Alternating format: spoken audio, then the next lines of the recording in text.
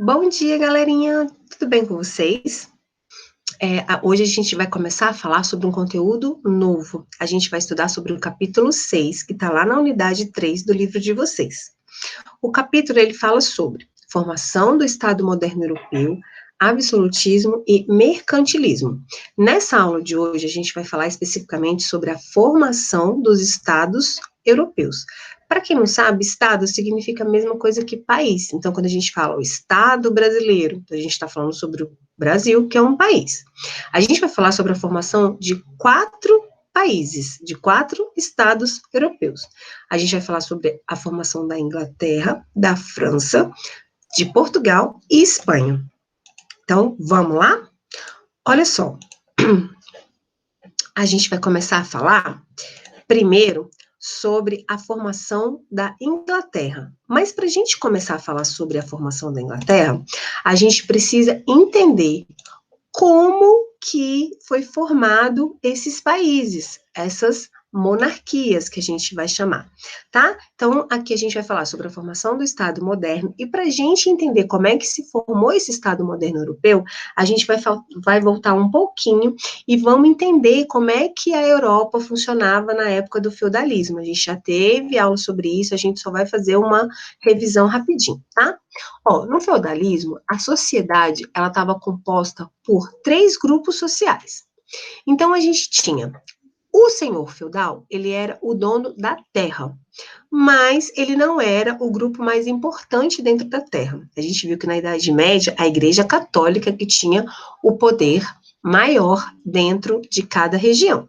Então, a gente tinha o senhor feudal, que mandava na terra, o clero, que está aí representando a Igreja Católica, os nobres e os guerreiros faziam parte do grupo do senhor feudal, que a gente chamava de grupo da nobreza, e todo esse grupo aí da nobreza e da igreja era sustentada por um último grupo que era o maior de todos, que era o grupo dos servos. Então, os servos, eles eram camponeses, trabalhavam no campo e tinham que pagar altos impostos aí para os senhores feudais. Cada região tinha um senhor feudal, que era dono da terra. Então, ele podia ser chamado de duque, de conde, de marquês, de rei. Ele era um nobre que tinha a terra, tá? E aí, esse rei, ele vai fortalecer o seu poder e vai formar o que a gente chama de Estado moderno europeu, ou simplesmente dos países europeus que vocês conhecem hoje, tá? Quando que isso vai acontecer? Isso vai começar a acontecer a partir do século XI, tá?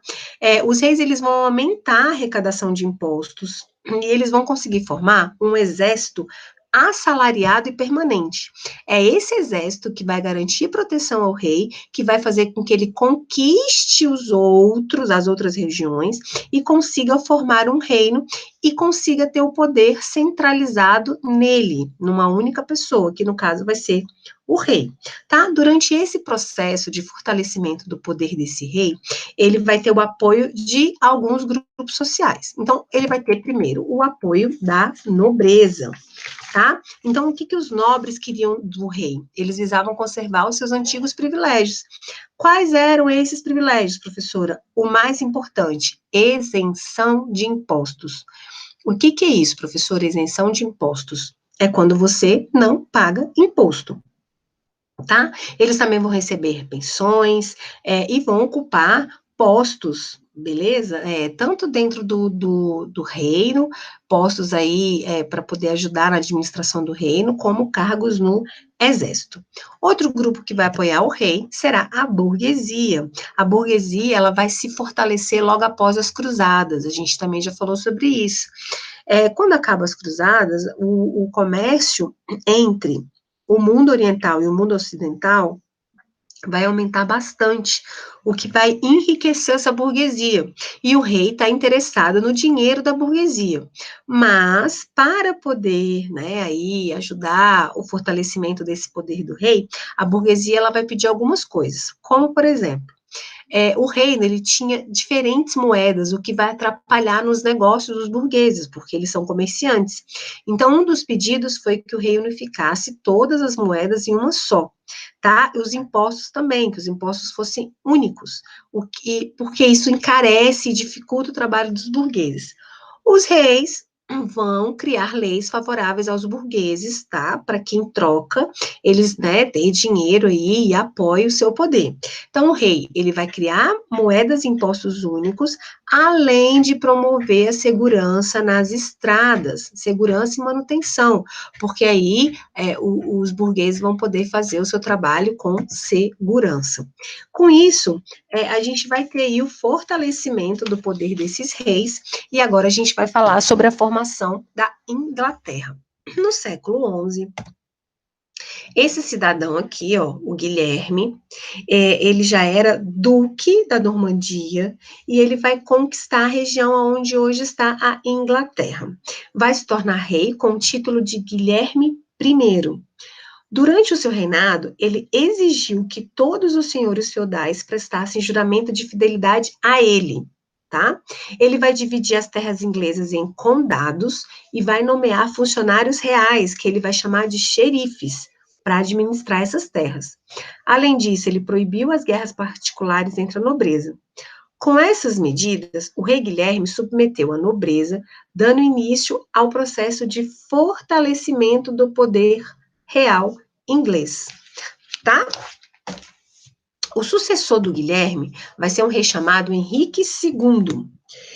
O Henrique II ele vai acelerar o processo de fortalecimento do poder real, exigindo que todas as questões fossem julgadas por tribunais reais e não pelos tribunais da nobreza. Ou seja, quem vai decidir sobre o que acontece dentro do reino, todos os julgamentos vai ser feito pelo rei e não mais pela nobreza. O sucessor de Henrique II vai ser um rei chamado Ricardo Coração de Leão. O Ricardo, ele passou a maior parte do seu reinado fora da Inglaterra. Como professora, ele era um cruzado, ou seja, ele passou grande parte do seu reinado nas batalhas, nas cruzadas. Então, ele não vai se casar e ele não vai ter filhos. Por isso que o sucessor dele vai ser o irmão dele, que vai ganhar um apelido bastante curioso. O irmão do Ricardo se chamava João e ele vai ganhar um apelido. Ele vai ser chamado de João I, o Sem Terra, que é esse cidadão aqui, ó. Por que ele ganhou esse apelido? Tá? Ele vai se envolver em muita guerra, o João, e ele vai perder boa parte das terras que a sua família possuía na França. Como ele perdeu muitas terras, ele vai ter esse apelido de João, o Sem Terra. E aí, indignado, o que o João vai fazer? Ele vai começar a aumentar os impostos, o que vai provocar uma revolta dentro da nobreza. Essa nobreza vai obrigar o João a assinar o que a gente chama de Magna Carta. Magna Carta, eu vou ler para vocês um trechinho do documento para vocês entenderem o que foi. João, pela graça de Deus, rei da Inglaterra, senhor da Irlanda, duque da Normandia e da Aquitânia, conde de Anjou, determina que nenhum imposto será estabelecido no nosso reino sem o consenso geral. Para obter o consenso geral, a fim de lançar impostos, mandaremos convocar os arcebispos, bispos, abades, condes e grandes barões por meio de cartas, e além disso mandaremos convocar todos os nossos vassalos diretos. Então a Magna Carta, ela proíbe o rei de criar impostos sem convocar um consenso geral, sem convocar a nobreza e a igreja. Tá? A Magna Carta foi assinada no dia 15 de junho de 1215. Muito bem, o João morreu, e aí vai suceder ele o filho dele, Henrique III. O Henrique III, ele vai desrespeitar o documento que o pai dele assinou, desrespeitar a Carta Magna. Tá? Ele vai impor a cobrança de novos impostos sem convocar aquele consenso geral, ou seja, sem autorização da nobreza e da igreja, o que vai provocar uma outra revolta. Só que dessa vez, os burgueses também vão se revoltar e vão se unir à nobreza. Com isso, a burguesia vai ganhar o direito de fazer parte do Grande Conselho. Esse Grande Conselho vai ser chamado, a partir de 1265, de parlamento, tá? O parlamento, ele vai, os reis medievais eles convocavam e dissolviam esse Grande Conselho, esse parlamento, tá? E também propunham um assunto a ser debatido. Com o tempo, o parlamento, ele vai ganhar força e vai ser dividido em duas câmaras. Então, a gente vai ter a Câmara dos Lordes, integrada por representantes do clero e da alta nobreza, e a Câmara dos Comuns, formada por representantes da pequena nobreza e da burguesia. Beleza? Agora a gente vai começar a falar sobre a formação da monarquia francesa. O primeiro rei francês a impor sua autoridade a todos os grupos sociais foi o Filipe II, esse rei aqui, ó, tá? Ele conquistou imensos feudos, casou-se por interesse, comprou terras de nobres e usou a força de um exército profissional assalariado para fortalecer o seu poder, tá? Para a capital do reino, Felipe Augusto escolheu a cidade de Paris. O seu sucessor, Luís IX, também contribuiu para a centralização do poder na França. Ele vai permitir que todo aquele que fosse condenado por um tribunal da nobreza pudesse recorrer a um tribunal do rei, do próprio rei. Ou seja, se você foi julgado por um tribunal da nobreza, o rei poderia deferir a seu favor. E ele também vai impor uma única moeda para todo o reino da França. O sucessor vai ser Filipe IV, e ele tinha um apelido, ele era chamado de Filipe o Belo, tá? Gente, por que esse apelido? Porque ele se achava muito bonito, gente. Ele vai dar continuidade à centralização política. O que ele vai fazer? Ele vai exigir, lembra lá que a professora falou no início dessa aula, que lá na Idade Média, tanto a Igreja Católica, ou seja, os clérigos, quanto a nobreza não pagavam impostos? Muito bem. Esse rei, o Filipe IV Belo, ele vai exigir que o clero pague imposto. Só que aí, lógica, né, o Papa não vai concordar com essa decisão, e aí o Filipe IV vai convocar os Estados Gerais. Estados Gerais era uma assembleia formada por representantes da nobreza, do clero e da burguesia.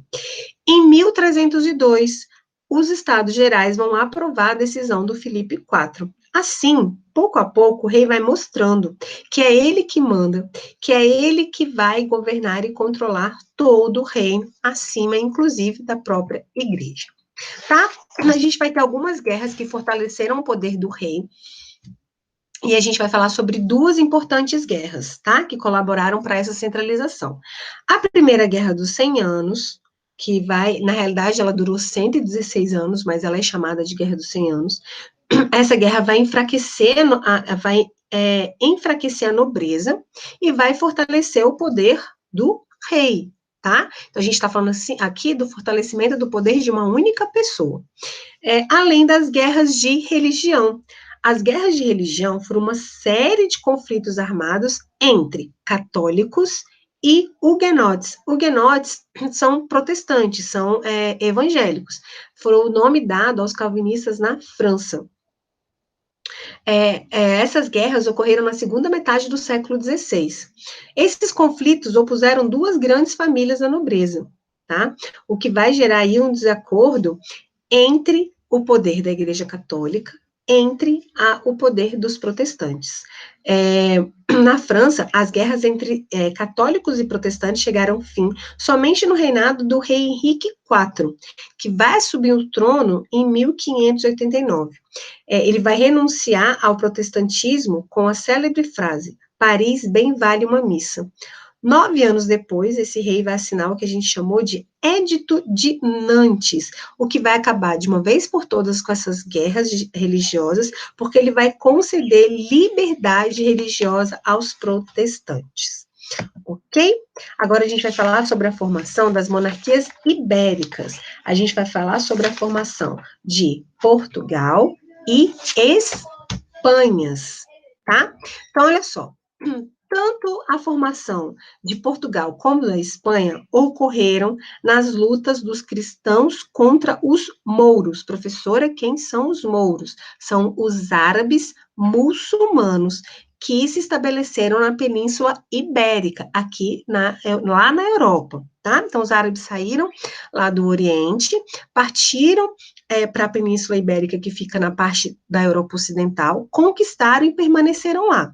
Então, a formação de Portugal e Espanha vai vir de uma guerra que ficou chamada como Guerra de Reconquista, porque os cristãos, eles juraram reconquistar as terras perdidas para os árabes, ok?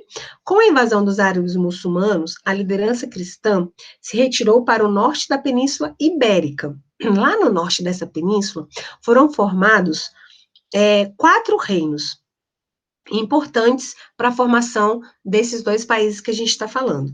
Esses reinos eram Leão, Castela, Navarra e Aragão. A partir do século IX, no entanto, animado pelo espírito das cruzadas e pela desavenças entre os próprios muçulmanos, a liderança iniciou o que a gente chamou de Guerras da Reconquista. Tudo bem? Então, a gente vai falar, aqui tá os reinos, que a professora acabou de falar para vocês, ó, Leão, Navarra, Castelo e Aragão. Aqui tá falando sobre essas guerras de reconquista, e a gente vai falar sobre a formação de Portugal. Gente, a gente estuda a formação de Portugal, porque Portugal foi o país que colonizou o Brasil. Então, a gente tem que entender o que aconteceu lá, tá bom? No século XI, um nobre chamado Henrique de Borgonha, ganhou do rei de Leão e Castela, como recompensa por sua participação na guerra contra os árabes, uma faixa de terra, chamada de Condado Portucalense. O filho e herdeiro do Henrique de Borgonha, o Afonso Henriques, continuou combatendo os árabes e, ao mesmo tempo, liderou a luta para conquistar a independência do condado. Em 1139, ele rompeu com o reino de Leão e Castela e proclamou a independência do condado, tornando o condado reino de Portugal. Afonso Henrique sagrou-se o primeiro rei de Portugal e deu início à dinastia de Borgonha. A professora trouxe o símbolo aqui, ó, da dinastia de Borgonha em Portugal. Lembrando que dinastia significa sucessão dos reis de uma mesma família. Os reis dessa dinastia continuaram lutando contra os árabes e, em 1249, incorporaram as terras do Algarve, na região sul. Com isso, completou a formação do Reino de Portugal. Ok? Agora a gente vai falar sobre o processo de formação da Espanha. Na região vizinha a Portugal, a gente também tinha as lutas dos cristãos contra os árabes muçulmanos. E elas vão ser lideradas pelos reis de Aragão e Castela, tá? No século XIII, esses 2 reinos contavam com cidades portuárias movimentadas, como Barcelona, por exemplo, e uma burguesia próspera que colaborava com a monarquia, fornecendo dinheiro para eles continuarem lutando contra os árabes de religião muçulmana. Em 1469, ocorreu um fato decisivo para esse processo de formação da Espanha. Os reis os reis cristãos, Fernando de Aragão e Isabel de Castela, se casaram e uniram suas forças contra o combate dos árabes. Em 1492, os exércitos de Fernando e Isabel ampliaram seu território, reconquistando Granada, o último reduto árabe da Península Ibérica. Anos depois, com a conquista de Navarra, completou-se a formação do Reino da Espanha. Então, galerinha, na aula de hoje a gente vai falar só sobre a formação desses estados, da Inglaterra, da França, de Portugal e Espanha. E na próxima aula, na próxima videoaula, a gente vai falar sobre o absolutismo, como ele surgiu na Europa, sobre os teóricos do absolutismo e sobre o mercantilismo. Agora, vocês vão responder um formulário Google, tá? Que está lá, já está postado lá nessa aula de vocês. Então, assistam a aula, respondam ao formulário, bons estudos, beijo grande para vocês e até mais. Já já a gente volta a se ver. Beijos!